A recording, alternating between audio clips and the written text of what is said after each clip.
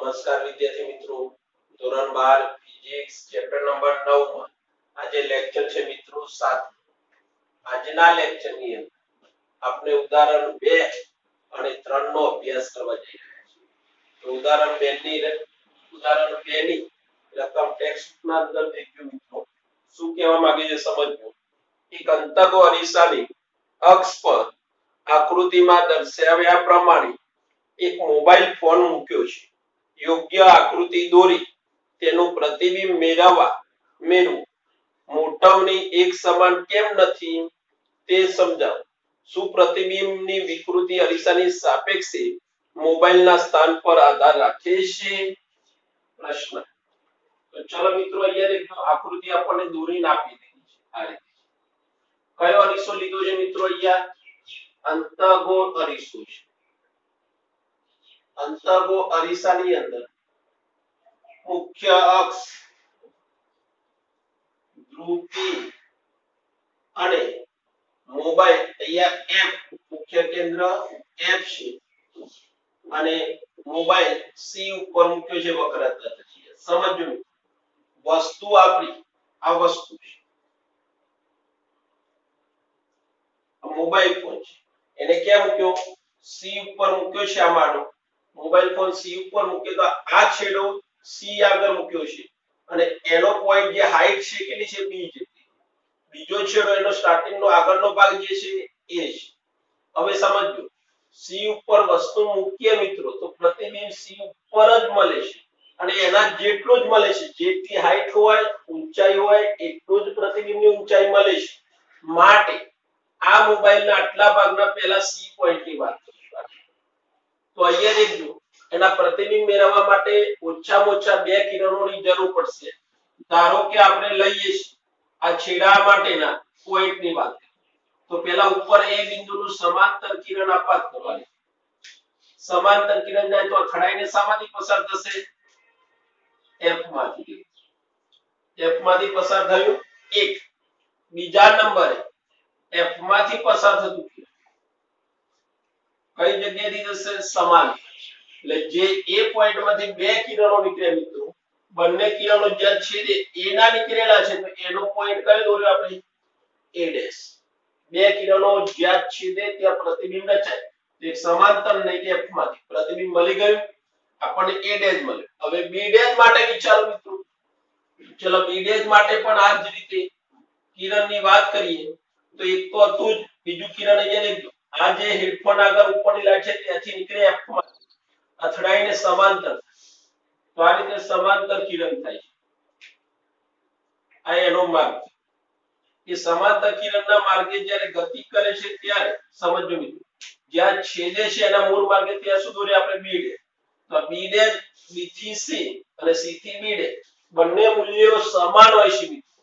એટલે તમારું પ્રતિબિંબ આ રીતે મોબાઈલ હોય તો એને ઉલટાઈને આમ થઈ, આ રીતે પેન છે તો એને ઉલટાઈને પ્રતિબિંબમાં આ રીતે. એટલે જે આગળનો ભાગ હતો મોબાઈલનો એ ક્યાં જતો? એમ પાછળ થઈ અને મોટો દેખાય. કારણ કે C ઉપર વસ્તુ મૂકીએ તો C થી દેખાય. C અને F ના વચ્ચે આગળનો ભાગ જો તો C થી દૂર જાય એ વસ્તુ. એ બધા નિયમો છે. આ વસ્તુ C થી દૂર હોય તો પ્રતિબિંબ આટલા હોય. જેમ જેમ આમ નજીક આવે આ રીતે આ જશે આ રીતે આમ ચેન્જ થશે, ઉલટ સુલટ જાય અને આમ દૂર જાય C થી એમ વસ્તુ મોટી થાય. C થી F બાજુ આવે તો નાની થાય છે. તો ચલો હવે એના જવાબની અંદર જઈએ આપણે. આ તો આકૃતિ તમને સમજાવી. હવે મોબાઈલનું પ્રતિબિંબ મેળવવા માટે કિરણોનો માર્ગ આકૃતિમાં દર્શાવ્યા મુજબ મળે છે. આકૃતિમાં દર્શાવ્યા મુજબ એના માર્ગ જોવા મળે છે આપણને. વક્રતા કેન્દ્ર પર મુખ્ય અક્ષને લંબ. વક્રતા કેન્દ્ર પર મુખ્ય અક્ષને લંબ સમતલના ભાગનું પ્રતિબિંબ. સમતલના ભાગનું પ્રતિબિંબ એ જ સમતલમાં રચાય છે. એ જ સમતલમાં રીતે ઊભો સમતલ આ ઉપર છે તેનો ઉલટાઈને ક્યાં રચાય? નીચે. એ જ સમતલમાં રચાય છે. તે તેટલા જ પરિમાણનું હશે. તે તેટલા જ પરિમાણનું એટલે એના જેટલું જેટલી ઊંચાઈ હોય એટલી જ પ્રતિબિંબની ઊંચાઈ મળે છે. એટલે કે B ડેશ C બરાબર BC થાય છે. ક્લિયર? તો આપણે આ C પોઈન્ટની વાત કરી. માટે હવે દેખજો મોબાઈલના જુદા જુદા ભાગોના સ્થાનોને અનુરૂપ વસ્તુના અંતરો અલગ હોવાથી પ્રતિબિંબની મોટવણી એક સમાન હોતી નથી, એમના અંતર જુદા જુદા હોવાથી મોટવણી એક સમાન કદી રહેતી નથી. કારણ કે અહીંયા જો સી આટલા જાય વસ્તુ મોબાઈલ ફોનની જગ્યા જુદી જુદી છે, અંતરો જુદા જુદા છે, માટે મોટવણી સમાન થાય નહીં મિત્રો, થતી નથી. હા, અરીસાથી મોબાઈલનું અંતર બદલતા, અરીસાથી મોબાઈલનું અંતર તમે બદલતા પ્રતિબિંબ અલગ મળે છે. તમે એનું મોબાઈલનું અંતર બદલો તો પ્રતિબિંબ આપણને કેવા મળે છે? જુદા જુદા જોવા મળે છે મિત્રો. તો આ તો આપણું ઉદાહરણ નંબર 2. હવે આપણે જઈશું ઉદાહરણ નંબર 3 માં મિત્રો. ચલો દેખજો ઉદાહરણ 3 ની રકમ દેખજો શું કહેવા માંગે છે સમજ. તો એક અંતગો અરીસાની વક્રતા ત્રિજ્યા 15 સેન્ટીમીટર છે. આ અરીસાની સામે વસ્તુને 10 સેન્ટીમીટર અને 5 સેન્ટીમીટર દૂર મૂકતા રચાતા પ્રતિબિંબના સ્થાન, પ્રકાર અને મોટવણી દરેક કિસ્સામાં મેળવો. મોટવણી દરેક કિસ્સામાં મેળવો. કેવી રીતના મેળવી શકાય એની વાત કરીએ. તો અહીંયા અંતગો અરીસાની વાત કરી તો આપણે અંતગો અરીસો લઈ લીધો, એના પછી વક્રતા ત્રિજ્યા r કીધા છે 15 સેન્ટીમીટર. યાદ રાખજો મિત્રો, અંતગો અરીસો જ આ રીતે છે. તો બધી વસ્તુઓ કઈ બાજુ છે? મોટા ભાગે ડાબી બાજુ. બધી વસ્તુઓ માઈનસ થાય, એની વક્રતાના કારણે r પણ કઈ બાજુ આવશે? ડાબી બાજુ, માટે -15 સેન્ટીમીટર. કેન્દ્ર લંબાઈ આપણે શોધવી પડે છે, તો આપણે એનો સંબંધ લાવતા f = r/2. તો -15/2 એટલે -7.5 સેન્ટીમીટર થશે. ત્યારે જુદા જુદા અંતરોએ વસ્તુ અંતરોએ પ્રતિબિંબનું સ્થાન, પ્રકાર અને મોટવણી ત્રણ વસ્તુ આપણે શોધવાની છે. તો પહેલો પ્રયોગ લઈએ. વસ્તુનું અંતર કેટલું લઈએ? 10 સેન્ટીમીટર. વસ્તુ હંમેશા ગમે તે પ્રયોગ ડાબી બાજુ લેવામાં આવે છે, માટે વસ્તુ અંતર ઋણ હોય છે. અંતઃગોળ હોય કે બહિર્ગોળ હોય, અરીસો હોય કે લેન્સ હોય, દરેકમાં આપણે કેવું લઈએ છીએ? માઈનસ. u = -10 centimetre. અરીસાનું સમીકરણ યાદ કરો મિત્રો.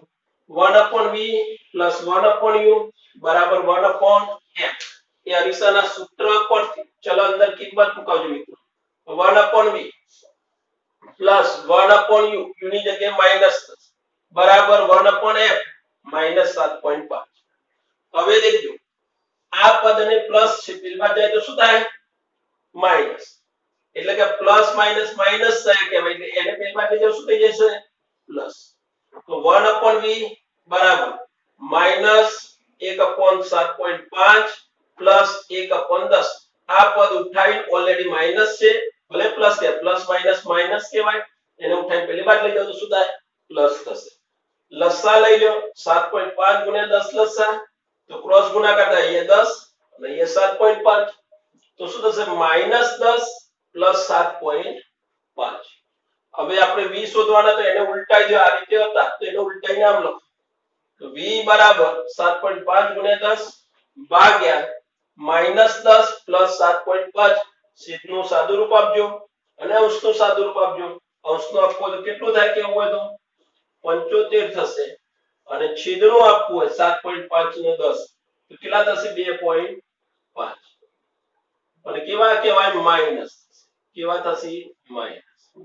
એટલે તમે સાદું રૂપ આપ્યો 750 ભાગ્યા 25, 25 * 30, v = -30 સેન્ટીમીટર.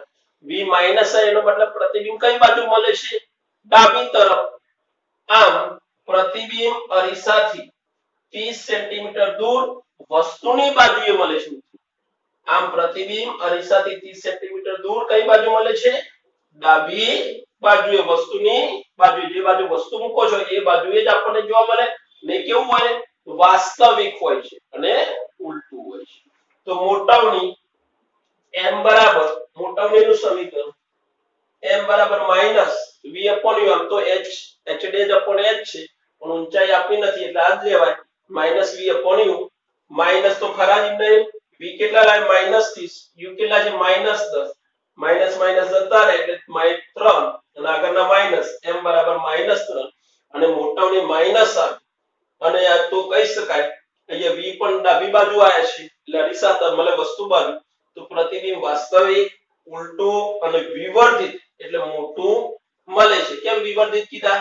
તો f કેટલા હતા? f અને r એના કરતે દૂર. આ રીતે આ રીતે દૂર મળે છે એટલે વિવર્ધિત અને મોટું કેવા c થી દૂર મળે છે અને c કેટલા હતા 15 એના કરતા ડબલ છે એટલે એનાથી ખૂબ દૂર એટલે વિવર્ધિત અને મોટું કહી શકાય તો પહેલો ભાગ સમજાય એવો ને એવો બીજો ભાગ છે મિત્રો વસ્તુનું અંતર કેટલું લઈ લે હવે બીજા ભાગમાં -5 સેન્ટીમીટર વસ્તુ -5 સેન્ટીમીટર એ મૂકી તો કેવું મળે હવે -5 એટલે કેટલા દેખો 7.5 આટલા હોય અને વસ્તુ આટલા મૂકો એટલે f અને p ના વચ્ચે વસ્તુ આ u બરાબર -10 એટલે કઈ જગ્યાએ થયા c અને f ની વચ્ચે થાય સમજવા તો કોના વચ્ચે થાય c અને f ની વચ્ચે અને 10 ક્યાં આવશે f અને c આ બંનેની વચ્ચે જ્યારે 5 લઈએ તો f ની અંદર એટલે f અને p ના વચ્ચે તો તમને યાદ આવજો f અને p ના વચ્ચે વસ્તુ મૂકે તો પ્રતિબિંબ કેવું મળે આભાસી તો ચલો ચેક કરીએ આપણે તો અરીસાનું સમીકરણ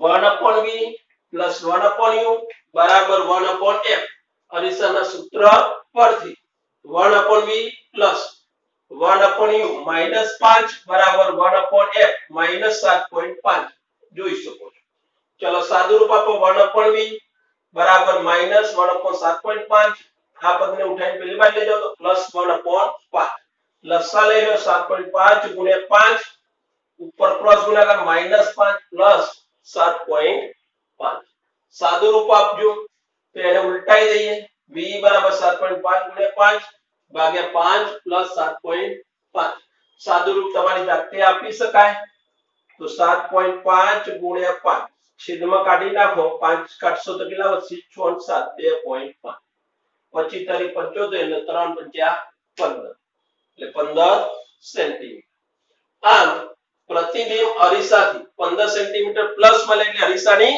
પાછળ 15 સેન્ટીમીટર દૂર અરીસાની પાછળ મળે છે અરીસાની પાછળ હોય તો કયું પ્રતિબિંબ કહેવાય મિત્રો આભાસી પ્રતિબિંબ કેવું કહેવાય આભાસી પ્રતિબિંબ હવે મોટાવણી દેખજો મિત્રો મોટાવણીનું સમીકરણ m બરાબર -v/u માઈનસ v કેટલા છે 15 u કેટલા -5 માઈનસ માઈનસ પ્લસ 5 તરી 15 મોટાવની પ્લસ આવી આપણે કહી શકીએ પ્રતિબિંબ આભાસી ચત્તુ અને વિવર્ધિત મળે છે આભાસી ચત્તુ કારણ કે આભા પાછળ અરીસાની પાછળ આ રીતે અરીસો એની પાછળ મળે છે કેટલા અંતરે 15 સેન્ટીમીટર દૂર મળે છે આભાસી ચત્તુ અને વિવર્ધિત મળે છે એટલે તમારા બધું અમુક કિંમતો જો ક્યાંક ના ખ્યાલ આવે તો 10માની બુકની અંદર આ ટેબલો જોવા મળશે એટલે ટેબલોનો થોડો અભ્યાસ કરી લેવો જોઈએ જેથી કરીને તમે લખી શકો બાકી તમારા પદ્ધતિ પ્રમાણે આગળ થિયરીમાં પણ મેં લીધું છે આવું હોય બહિગોળ અરીસામાં અને અંતઃગોળ અરીસામાં f અને p ના વચ્ચે વસ્તુ મૂકી હોય તો આભાસી પ્રતિબિંબ જોવા